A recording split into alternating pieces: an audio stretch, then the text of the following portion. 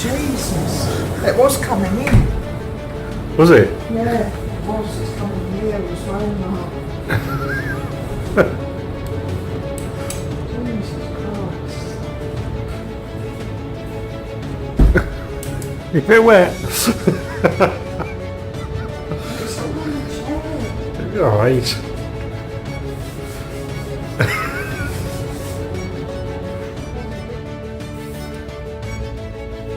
Stop now. So yeah, I should have waited. Yeah, summer again. Huh? Summer again. Well, you know when I said there was only a little bit of welding to do underneath the front wheel arches?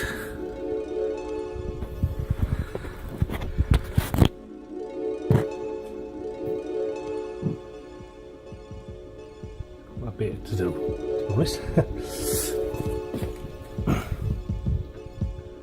Right up there.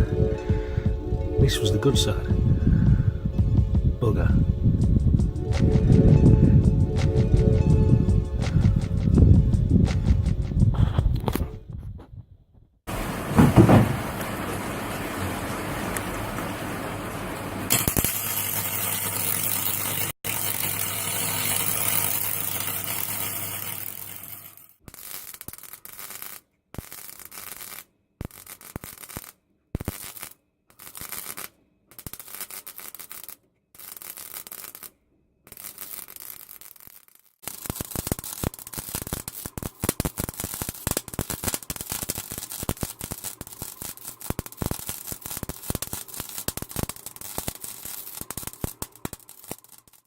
I'm using this welder here. It's about 14 years old, but it's a bit of a toy town thing. It does its job though for welding tin onto tin basically. Probably won't be much better for anything bigger. But I've had it around about 10 years now. And last time I did use it was about 10 years ago on my Ford Escort XR3i, which I restored.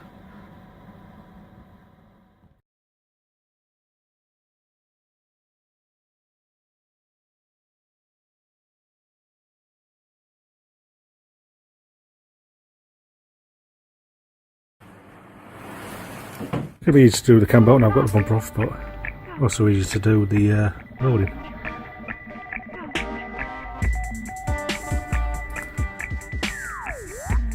Let's clean all that up, the chassis rail, and paint it.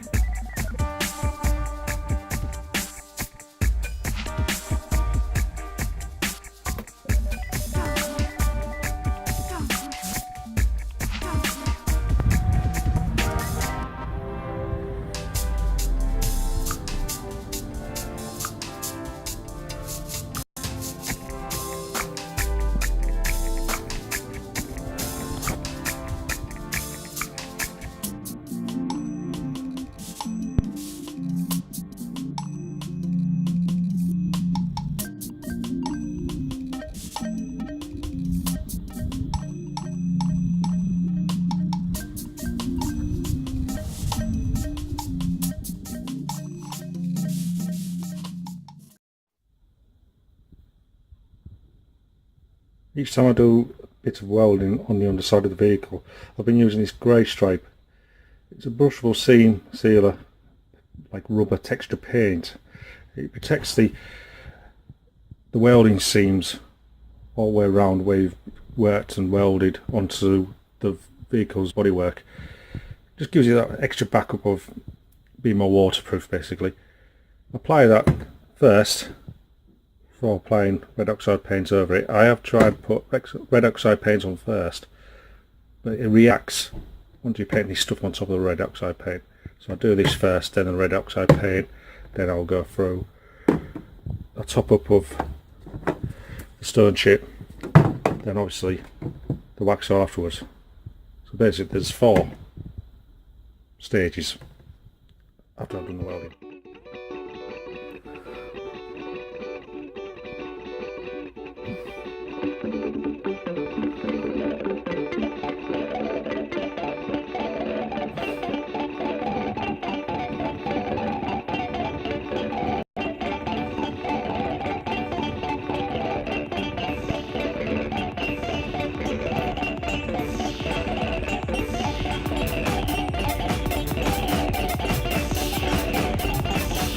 Stop the music.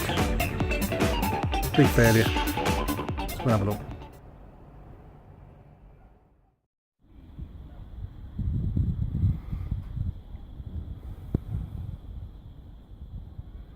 And this is why you shouldn't use stone chip over red oxide paint. It really reacts to it. Even more so in here.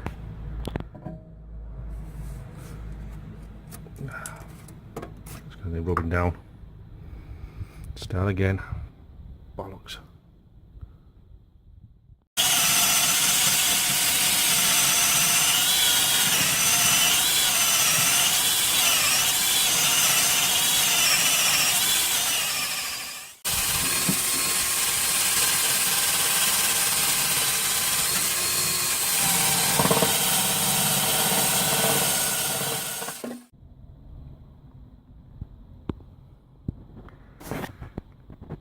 Oh well, let's start again then.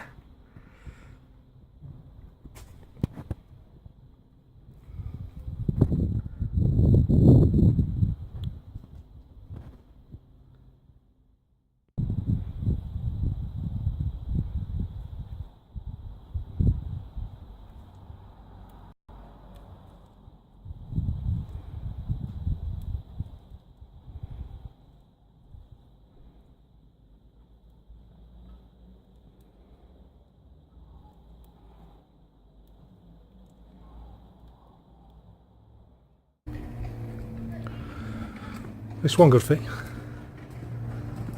Managed to get the painting finish off in the van. Well, barring the side front wing.